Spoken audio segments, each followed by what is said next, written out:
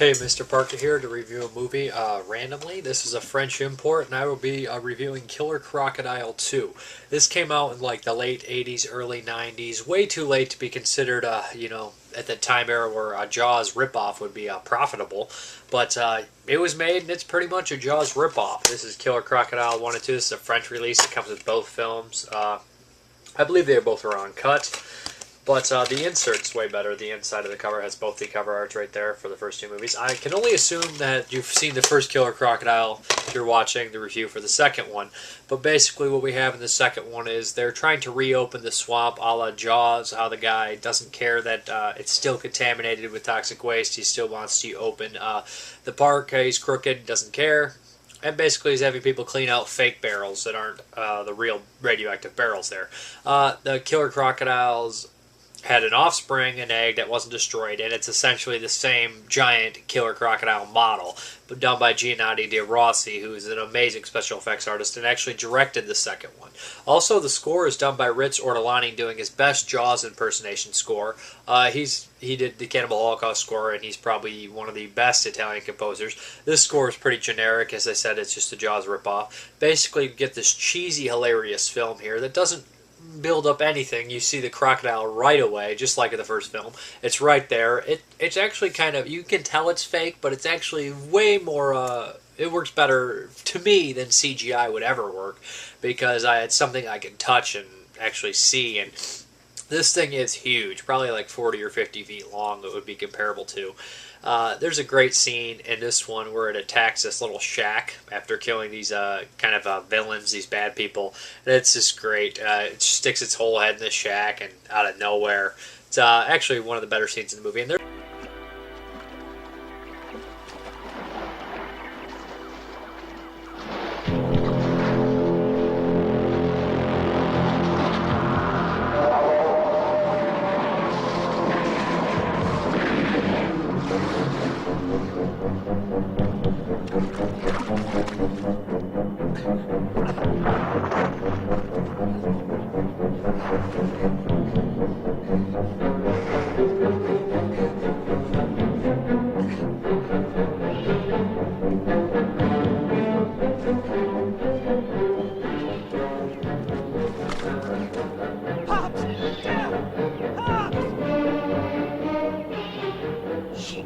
Same old fucking story every night. And Christ, we're leaving tomorrow. Miami. Jesus. Have you finished being an asshole? What's wrong now? A big crocodile. It almost got me. You're drunk. No, fuck. A big crocodile. The biggest one I ever saw in my life. Sure. It's 40 feet long. Maybe 50. How many inches? I saw it. It's the biggest crocodile with the biggest mouth. All right, I tell you like that.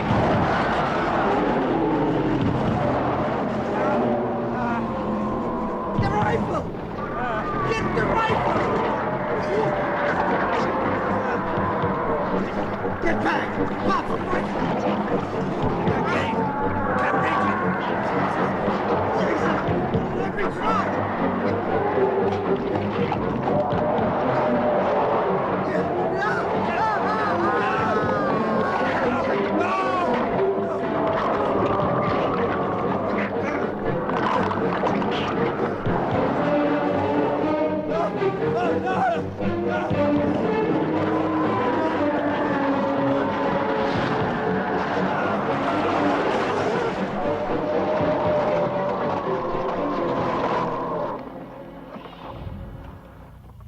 there's a hilarious, for the people with the sick, kind of twisted humor, there's a scene where a group of kids are singing on a little boat with a nun for a church, and you can use your imagination what happens there. This kill count in this movie is pretty high, like 20 people get killed by this crocagator, I'll call him. But yeah, it's a lot of fun. It's cheesy crap, but it's one of the best kinds of cheesy crap ever. It's amazingly fun. I just can't see that. I wish animal attacks films were still like this today and not using CGI and just slapping us in the face without even trying. These guys were actually at least semi-trying to be entertaining, and that shows through. Not just, playing so, not even just the stupider the better for these people. This actually has some sort of a coherent plot.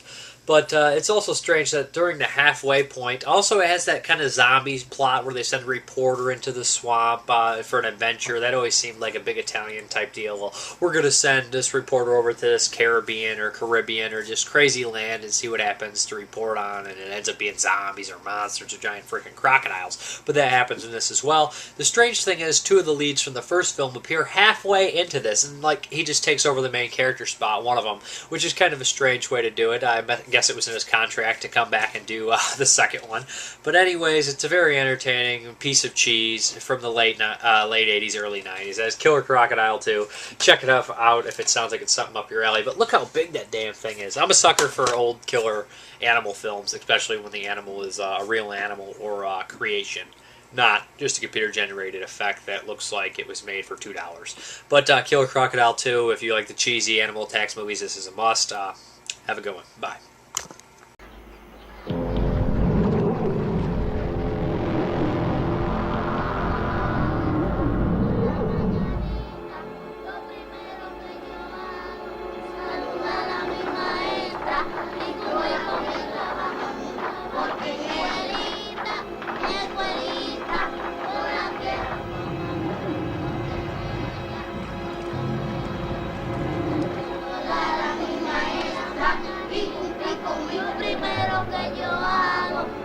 That was wonderful, children. You deserve applause.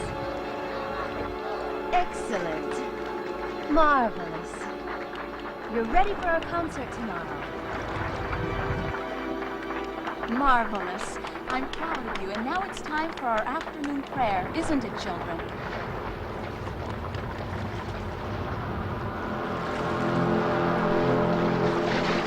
The crocodile!